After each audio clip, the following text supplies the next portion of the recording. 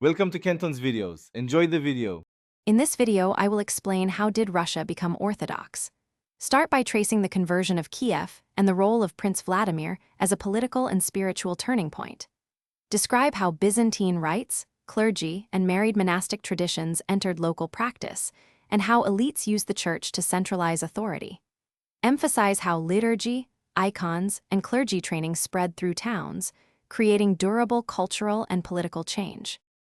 Explain how Byzantine influence shaped doctrine, art, and ecclesiastical structure across the emerging Rus territories. Highlight the arrival of bishops, liturgical books, and iconographic programs that standardized worship and parish practice. Note how diplomatic ties and marriage alliances reinforced cultural continuity and lent prestige to Orthodox rites. Describe the practical effects.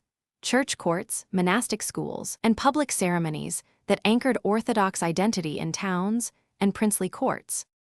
If you are finding this helpful, please subscribe and like for more history explanations. Quick recommendation: pick leak-proof containers for meal prep to avoid spills and save time. They fit into busy study sessions and on-the-go lunches, and they stack neatly in kitchen cabinets. I find them practical during long research days, and they make life less messy. Check the description for the link and other deals. Now let's get back to the video. Discuss how church consolidation transformed a converted elite into a national religious framework. Focus on princely patronage of cathedrals and monasteries that centralized resources and trained clergy.